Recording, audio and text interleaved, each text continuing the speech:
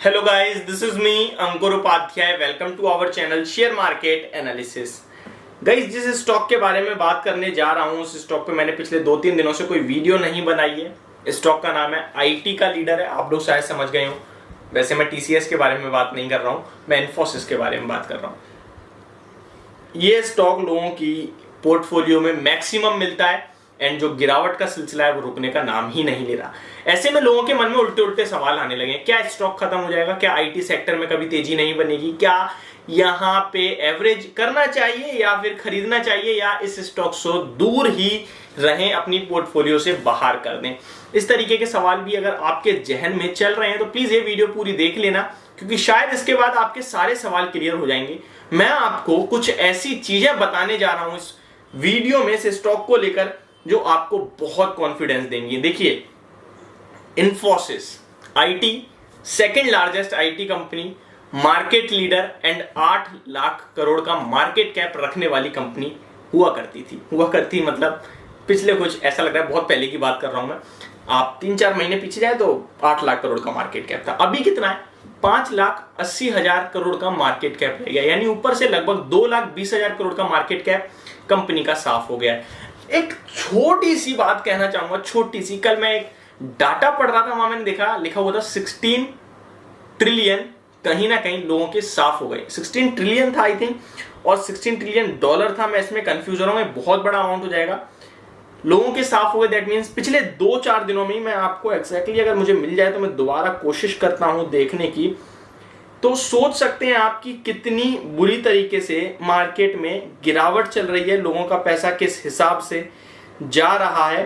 16 trillion in 5 days, investor lose 16 trillion rupees in 5 days. 16 trillion का अगर आपको मतलब नहीं पता हो तो मैं आपको बता दूं, एक टीसीएस की पूरी कंपनी है ना, जो उसका मार्केट कैप है, जो टीसीएस तो छोटी बात है, हम आते हैं रिलायंस पे। रिलायंस का मार्केट कैप जो है ना, मुकेश अंबानी जो भारत के सबसे अमीर व्यक्ति हैं, उसका मार्केट कैप और लोगों के लॉस का पिछले 5 दिनों में मात्र बराबर है, बल्कि लॉस ज्यादा हुआ है। रिलायंस का मार्केट कैप लगभग 15 लाख करोड़ के लगभग का है एंड लोगों का लॉस 16 लाख करोड़ का लगा है पिछले 5 सेशन में। एंड अगर आज का भी मिला लिया जाए तो ये लॉस थोड़ा और बढ़ जाएगा। मैं आपको नहीं जी, माफ करना, रिलायंस का मार्केट कैप 17,50,000 करोड़ का है, मैं अपने वर्ड्स वापस लेता हूं, और लॉस 16 लाख करोड़ का हुआ है। तो आप देख सकते हैं, ऐसा नहीं है इन्फोसिस ही गिरा है, पूरी इक्विटी मार्केट गिरी है, पूरी ग्लोबल सेल ऑफ है, ये ग्लोबली सेल ऑफ जिसे कहते हैं वो है।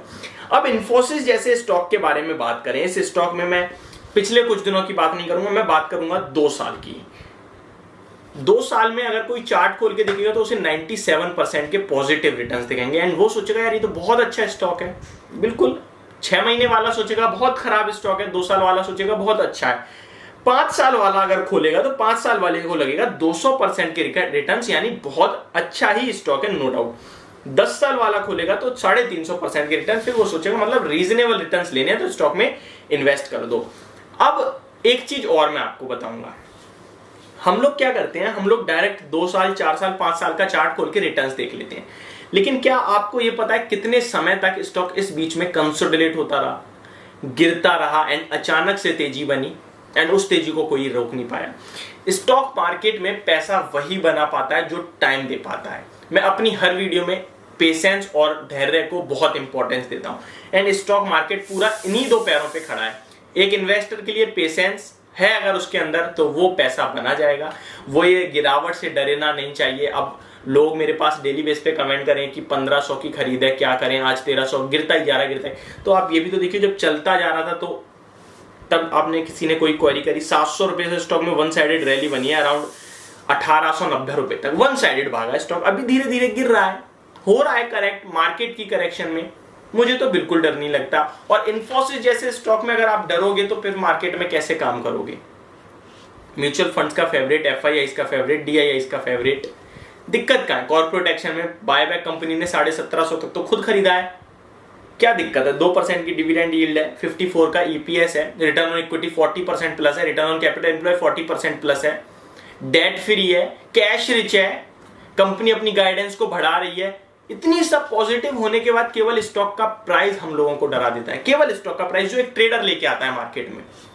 तो मेरे हिसाब से बीइंग अ इन्वेस्टर आपको इस स्टॉक में इन्वेस्टेड रहना चाहिए। बीइंग अ इन्वेस्टर इस स्टॉक को एवरेज करने के मौके ढूंढने चाहिए एंड आपका व्यू थोड़ा बढ़ा दीजिए। बस मैं आपसे ये कहूंगा, मार्केट 15,000 अगर तोड़ती है तो और बड़ी गिरावट आएगी, लगभग 500 पॉइंट तो और गिरेगी। अब ये समझ लो आप हर 500 पॉइंट पे बड़ा सपोर्ट निकल के आएगा, हर 500 पॉइंट्स पे।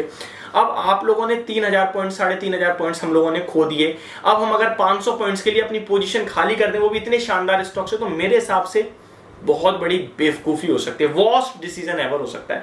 इसीलिए मैं आपसे कहूंगा कि वर्स्ट इज ओवर कहना शायद बड़ा शब्द हो जाएगा, बट हम लोग कहीं ना कहीं वर्स्ट के आसपास ही हैं। ज्यादा बड़ी करेक्शन अब नहीं दिखती, कभी स्टॉक वाइज करेक्शन हो रही है बड़ी, तो कभी इंडेक्स लेवल पे करेक्शन हो रही है बड़ी, बट यही हो रही है। हो सकता है 1-2 दिन पैनिक सेलिंग और हो जाए, जैसे कि आपने कल के सेशन में देखा। मैं आज के सेशन को पैनिक सेलिंग नहीं बोलूंगा, मैं कल के को बोलूंगा। वो वाली अगर 2-3 दिन लगातार होगी ना, तो वही बॉटम बन गया, समझ लीजिए। बॉटम क्रिएशन का मतलब है पैनिक सेलिंग, जहां हर एक इंसान अपना दम तोड़ दे और बेच दे। एंड इन्फोसिस जैसे शेयर जिसके पास भी है, मैं आपसे फिर से कह रहा हूं, रखे रहिए, एवरेज करने की कोशिश करिए। एंड जो नए इन्वेस्टर है वो उस स्टॉक को खरीदिए, बहुत बड़ा पैसा बनाना है तो खरीदिए, जितना टाइम दोगे उतना पैसा देगा ये आपको। तो मेरे हिसाब से मैंने पूरी कोशिश करी आपको अच्छी अच्छी बातें बताने की, कॉन्फिडेंस देने की। अगर आप मुझसे बोलो बुरा क्या है, तो बुरा कुछ नहीं है। एक मार्केट को छोड़कर वो मार्केट पूरी बुरी है, तो हर स्टॉक गिर रहा है। तो बस यही मैं आपसे भी से कहना चाहूंगा। वैल्यूएशन भी करेक्ट हो चुके हैं मेरे हिसाब से, तो 2.5% की डिविडेंड यील्ड है, लगभग 2.25% की। तो होल्ड करने की एंड बाय करने की सलाह होगी मेरी इन्फोसिस को लेकर। ये मेरी वीडियो होप आपको समझ में आई होगी, पसंद भी। Thank you so much for watching this video. Have a great day guys.